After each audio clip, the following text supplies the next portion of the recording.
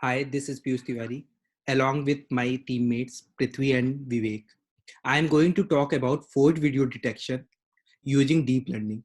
To get more insight about this project, first we should know what deepfake is. Basically, deepfake refers to face swapping technologies that enable the quick creation of fake images and videos which appear incredibly realistic. Let me give you an example. On 17 April 2018, BuzzFeed published a deepfake video of former US President Obama to demonstrate how easy it is to put words in someone else's mouth. Since deepfakes are likely to be more widely adopted in the future, there are various social and legal challenges which we have to face.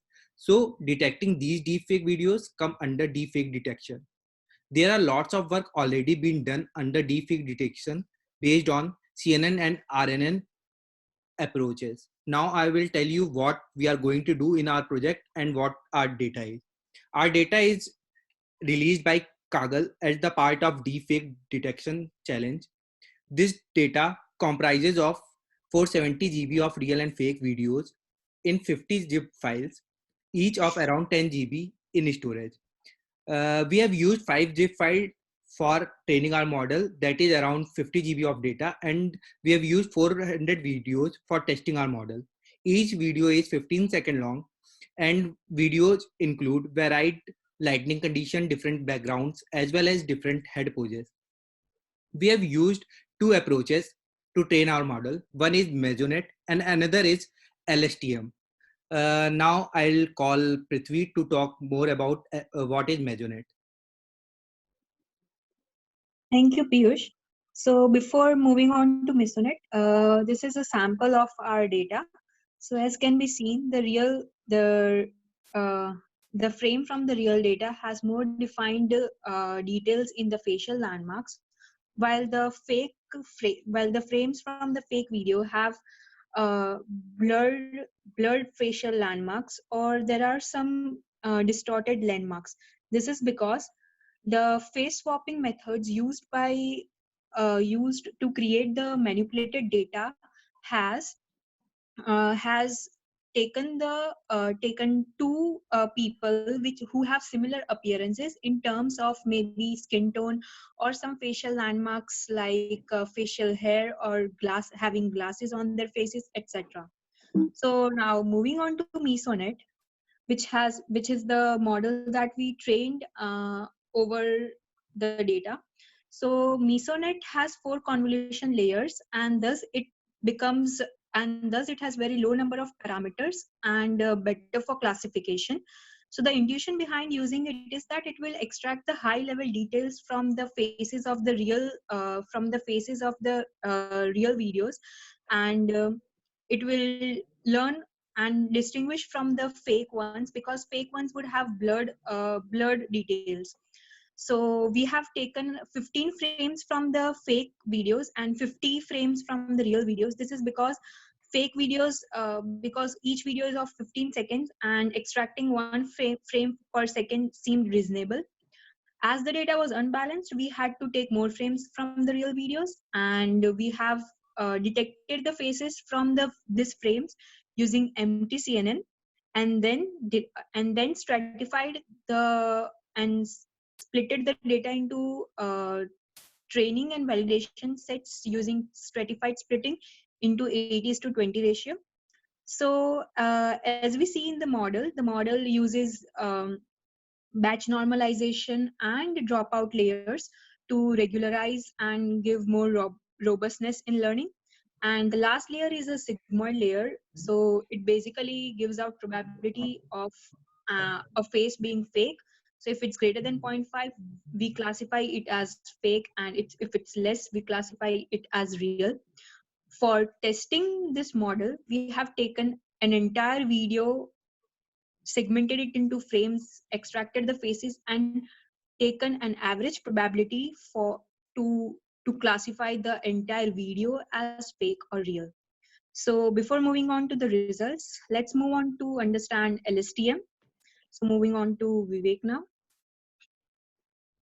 Well, thanks, Prithvi. Okay, why LSTM? Because CNNs doesn't consider temporal discontinuities. They only look into facial landmarks and detect it. So we wanted to infuse this information into our pipeline and hence chose LSTM. So as you can see, first we have pre-process the videos based on Inception v3 pre-processing strategy, and then pass those frames into through the pre-trained network to generate TensorFlow records. Now these records have been stored to persistent storage. So essentially this would mean 50 GB of videos have been converted into a 12 GB of TensorFlow records. So this is only done once. And once they are generated, then we have used records to train the LSTM. As you can see, there are two hyperparameters here, frames and time dimension. Now, frames is the number of frames we use from a particular video, and which should be divisible by 20, 40, or 80. Why? Because that's what's specified in the paper. And those 20, 40, and 80 are the time dimension parameters. So moving on to the next slide. Well, we owing to the class imbalance, we have sampled 240 frames from a real video and 80 sequential frames from a fake video. Because as you can see, there were around 3,000 images of real data, and net there are around 9,000 images of fake data. So we had to do this to handle class imbalance. As you can see on the top left side, this is our model. This model is not exactly the same which you can find in this paper, because that model had around 23,000 parameters, which is which can cause two problems. One, overfitting, because we had very less amount of data. Two, 23 million parameters might not fit in a GPU memory, so it is not very trivial to train that model. Well, LSTM sounds good on paper, but they are significantly harder to train, harder to tune, and very data hungry.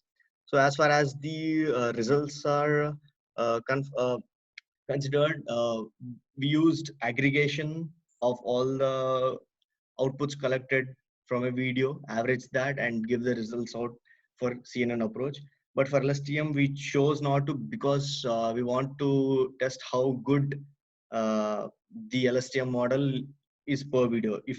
Because in general, ensemble approaches tend to reduce the variance and they tend to be good. Also, we trained both our models on ARC HPC cluster, and now Prithvi will explain about the results. Thank you, Vivek. So our results, as you saw, that both of our models included different pre-processing pipelines. So we have used a constant test data of 400 videos, which comprises of 77 real and 323 fake videos. So the baseline has been provided by Deepfake Detection Challenge itself, and the exception net full has been considered as baseline. So full over here refers to the training that they would have done, that is using full frames of the videos. So we have adapted the scores from there itself.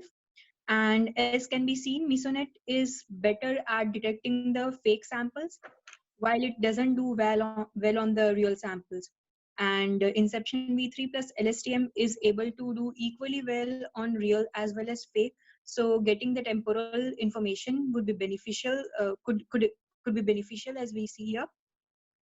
Both this, while we had achieved validation accuracy and training accuracy above 80% in both the models, we see such we don't see such to be reflected in test results, is because the data which we would have used, that is 50 GB, would not have represented all the people that would